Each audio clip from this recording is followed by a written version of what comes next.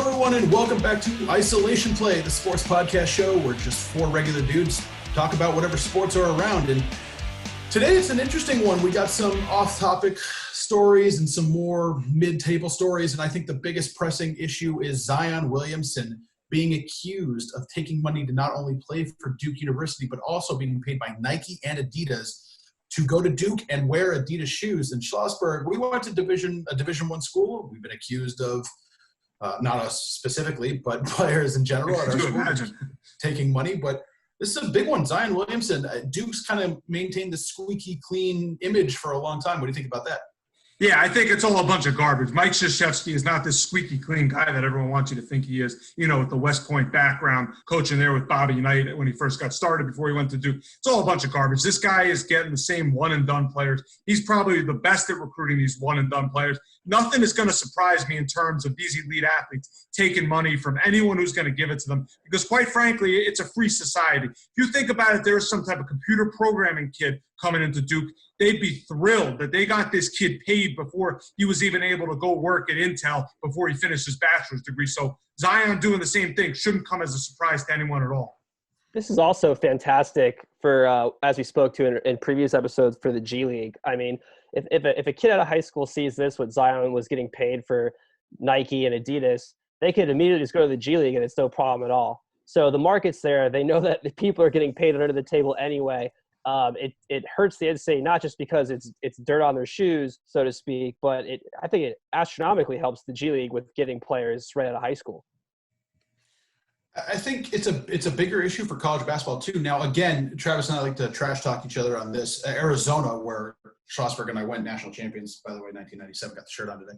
Yeah, we were totally there for that. You should really be repping that. We were totally in the building for all those games. I've been a part of – I can't really say this because it's an indictment on the school. I've seen violations firsthand. I've been a part of violations firsthand in some way or the other. I can't say specifically what it is. But Arizona's been accused of this, all these blue blood programs. But Travis, I pitch it back to you. Your school, UCLA, super squeaky clean. My dad always likes to defend that UCLA would never do anything wrong like this. But how can you sit there, how can anyone sit there and tell me that their school is 100% clean when it comes to getting high-level recruits like this?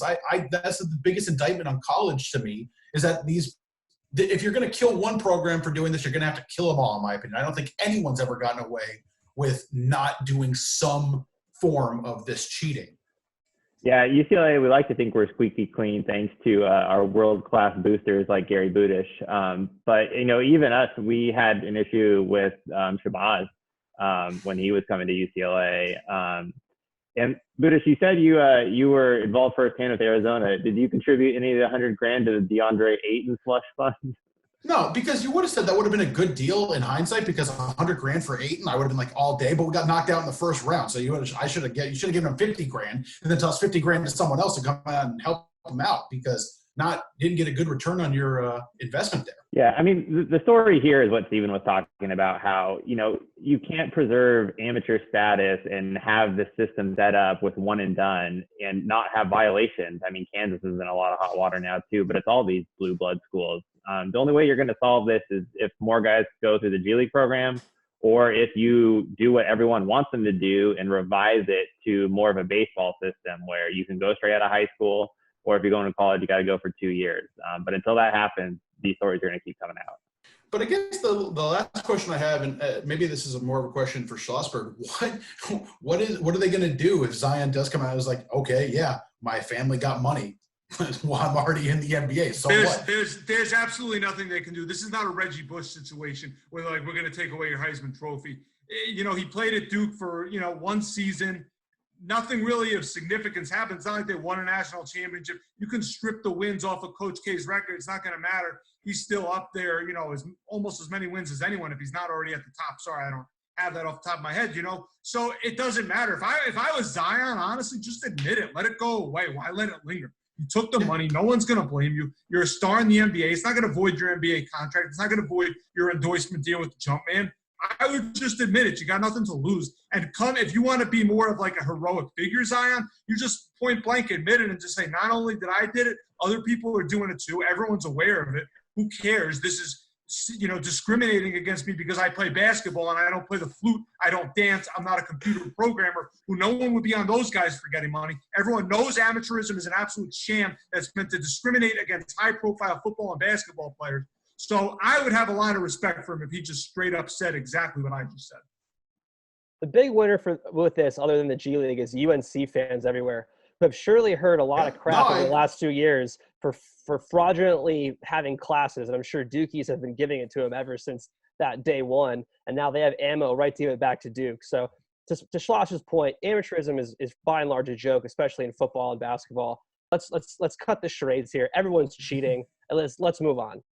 Yeah, I think that's all you can really do, and it's just it becomes news because it's a big star and big player. But you go all the way back to lower level guys. Everybody's trying to get a cut of something to make it big, and obviously, like from high level athletes to low level athletes, everybody's taking a cut somewhere. So yeah, I don't think that there's a practical solution, but it'd just be really funny to me if Zion comes out and was like, I took money. Like, what did you expect?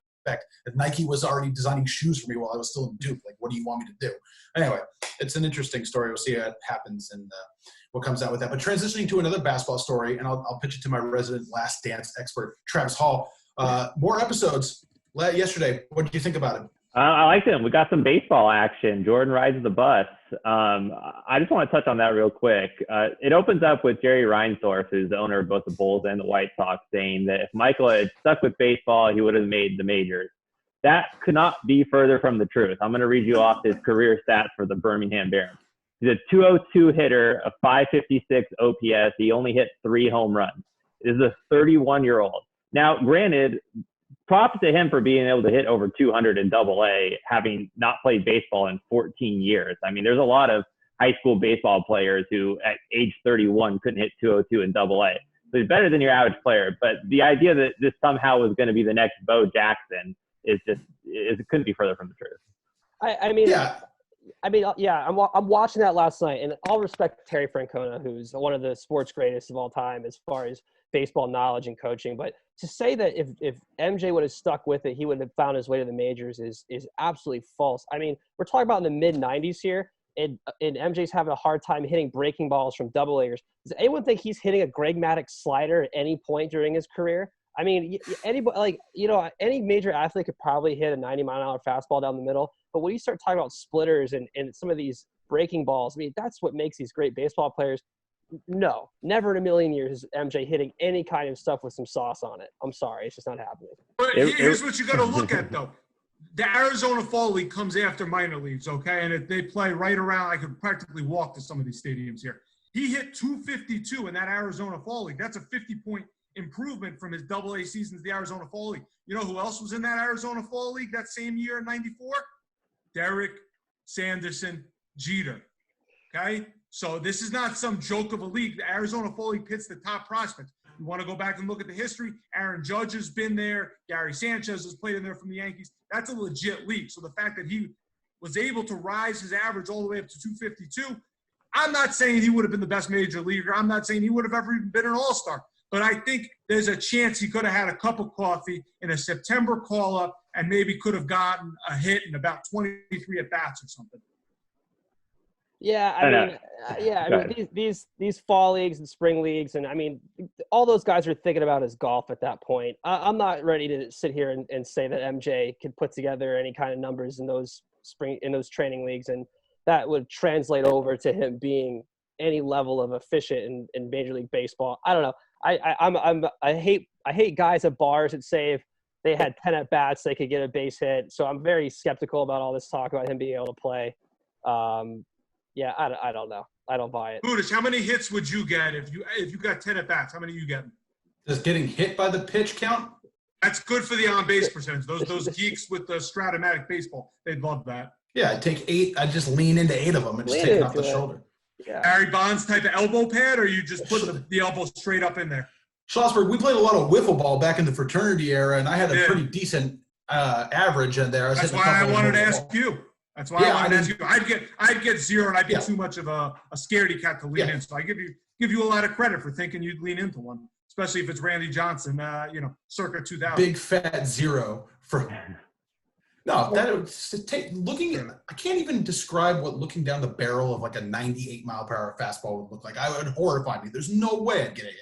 I'd be in the dirt with a 72 mile per hour slider. Like if Kershaw threw a slider at me, there's no way I could hit one. So knees are buckling. Knees are buckling for major leaguers. Like forget about any of us. We are first of all, none of us are serious baseball players that I'm aware of. But honestly, I think Jordan hitting 252 in the Arizona Fall League is probably his single most impressive athletic accomplishment. What do you guys think? Well, wow. That seems like a stretch. No, short answer is no. So what's his most impressive accomplishment? There was the whole being one of the greatest basketball players of all time thing. I think in only his second type of baseball season, after all this time off, I think the fact that he was able to hit 252 against some serious big-time prospects at the time, playing with the future of the major leagues, we already mentioned Jeter, I think that's better than anything he was able to do on the basketball court. It is so hard to hit a baseball. We've already talked about this. Like, I think that's far and away the most impressive thing. And it's not to slight anything he's doing on the basketball court or anything he did on the basketball court. When Schloss calls Jordan the GOAT, he's not talking about the NBA. He's talking about the Arizona Fall League. No, it's not even that he was the best there. I'm just saying, like, it is damn near impossible to hit a baseball. So the fact that he had almost respectable average in his second season against not, guys who couldn't even dream of having a cup of coffee in the majors. These are the top up-and-coming prospects. The Arizona Fall League is not just some joke league. I don't just say that because I'm out here in Arizona. I'm saying it because that is where the top prospects go for their fall ball. They're not going down to Venezuela. They're not going down to Mexico. They're staying up here in Arizona and playing in that league. Yeah, I think it'd be a greater accomplishment if not for the fact that other people have crossed over. Deion Sanders, Bo Jackson even made an MLB All-Star game in '89. Most recently, Kyler Murray was drafted first overall by the A's. So, if he was like the first athlete trying to cross over and hitting 252 in the Fall League, I think that'd be one thing. But, I mean, again, it's better than the average 31-year-old who hasn't played baseball in 14 years, but I just don't think he's anywhere close to being a major leaguer. We're going to have to agree to disagree then. That's what that makes the show great. I want to touch on the documentary on Sunday got into one of my favorite things about the Jordan mythos, and that's the conspiracy theory that he was actually suspended for a year because of gambling. Now, I'm not saying it's true, but I just love ridiculous conspiracy theories, and this is one that I've always kind of like laughed at. And I'm not saying it's true or false; it just always intrigued me. So, Budish? What's your thoughts on the ridiculous theory that he was suspended for 18 months? The more and more I see about from these behind the scenes tapes, the more I'm convinced that it actually is true. This would be such a David Stern thing, right? Like, you have to leave. Let's find a way to work around it to make the league look okay. The whole thing about the NBA has always been about their image. And like you said before in our previous episode, you can't suspend the face of the game, the face of the entire NBA league at that point. Like, I'm saying in history, Jordan was that thing already. So you can't suspend a guy for that. And maybe Jordan was on this inkling, like he didn't want to damage his image, and he found a way to outlet baseball. Because like you said, Travis, he, in my opinion, I agree with you, he's never going to be this amazing baseball player, but it gave him a chance to find that outlet, do something that he wouldn't do, and come away from it. So, yeah, I'm starting to think that seems to be a very logical conclusion that Stern went to him and was like, dude, you're going to get suspended, but I can't do it. Find a way to take a break. Yeah, I feel like, and I more just enjoy the ridiculous of the notion that it could even be within the realm of possibility. But the one thing I have a hard time with is if the punishment is supposed to be a form of accountability and to set a standard to your other athletes and people that love the sport that no one's above the rules of the game, why are you doing it in a way that no one knows it's a punishment kind of thing? I mean, it seems like it defeats the purpose of a suspension. And I hate to say it, but unfortunately, in the world that we live in, some people are just bigger than the rules, and it's not right. It's not fair, but that's the way it is. All right, guys. With that, I'm gonna take the reins here. We're gonna dip into some social stuff here real quick. Not really super sports related, but something that caught my eye was absolutely ridiculous and struck home to me as a Florida man. Down in Clearwater on the Gulf Coast, we have some video. Well, we could throw it up here. Video of protesters outside of City Hall, the courthouse in Clearwater. They're doing the typical signs and banners, but doing push-ups and sit-ups outside the courthouse, protesting to open up the gyms again in Florida. Schloss, as our historian and just overall brain of the group, does it defeat the purpose that you need a gym if you're outside doing push-ups and sit-ups? Your thoughts? No, you know what? As someone who's spent quite a bit of time down in Florida as well, with my parents living down near the West Palm Beach area, it is hot this time of year. You know, Steven, you're a Florida native.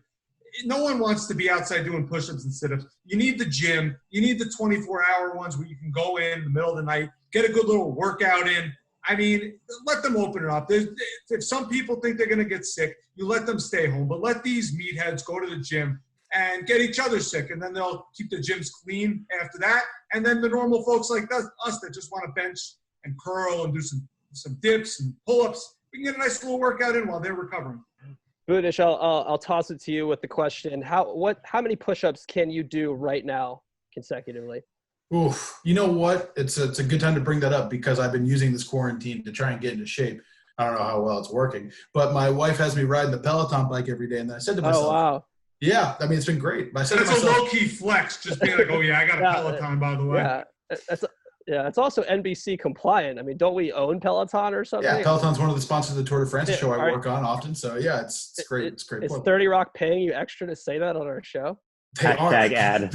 Yeah, they aren't. But then I turn around and I got a Peloton hat or something. I'm like, no, they're not. No, I don't know what you're talking about. I've been liking the Peloton, but I've been saying to myself, wow, my legs are getting like really big because I ride the bike every day, but I still feel like I have a stomach and a double chin. So I said to my wife, what's the best way to do it? And she's like, well, why don't you actually do push-ups and crunches? So it's a good question that you just brought up to me. I just learned that I can now do 25 consecutive push-ups before I have to fall down and then take about, I don't know, 100 minus 350. I'll do a little video for you after that, and we'll see how it goes. Yeah, they're 25, and that's about where I need to take a break. Schlossberg, why don't you give me something to laugh about while you give me a little rant for the week?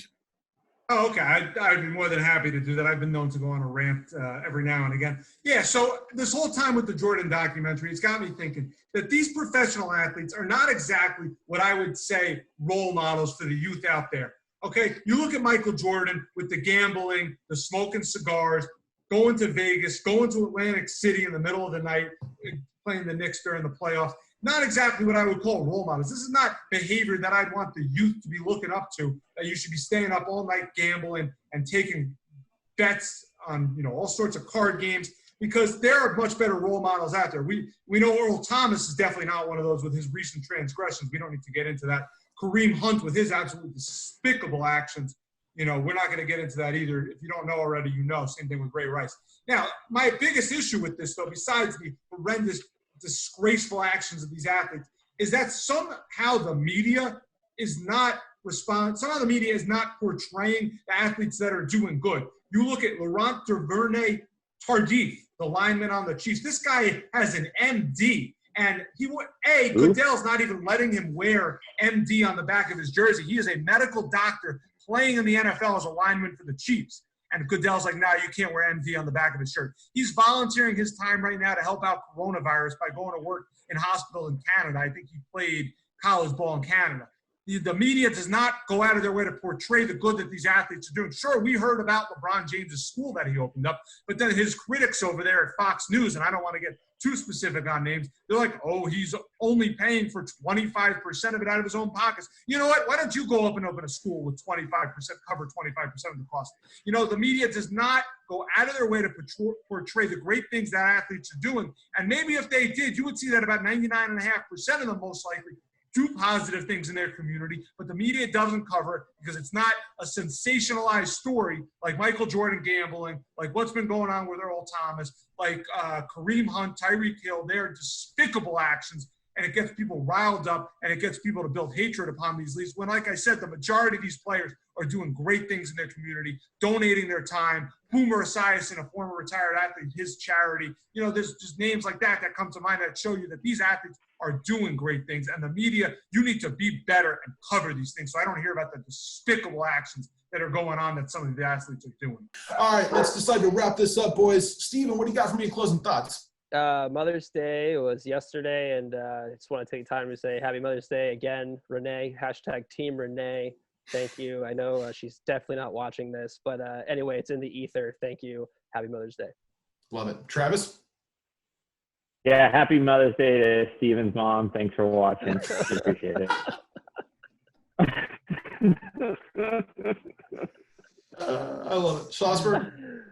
Yeah, somehow I didn't talk about my beloved New York Knicks, but on Friday, it was the 50th anniversary of their title in 1970, and a guy by the name of Willis Reed came out of the locker room, scored the first 4 points of the game. I, of course, was negative 19 years old then, but somehow I've read enough about him. Willis Reed, shout out to him. Walt Clyde Frazier, who had 39 points and 19 assists in a Game 7 against the Los Angeles Lakers. I don't know why I'm bragging. I had nothing to do with this, but I think those two guys need a shout out because the Knicks eventually, give it another 50 to 70 years, might win an NBA title. I love it. I'm going to say happy Mother's Day to Barbara Budish as well, who does watch the show, and she does send these her friends. So she's the biggest proponent of the show. So Renee, Lisa, Meryl, step up your game and be a little better in the next couple episodes. But happy Mother's Day to my beautiful mother. Hope you had a good day. But that was Isolation Play. Thanks again for stopping by. We hope you enjoyed, and we can't wait to see you next time. Have a good one.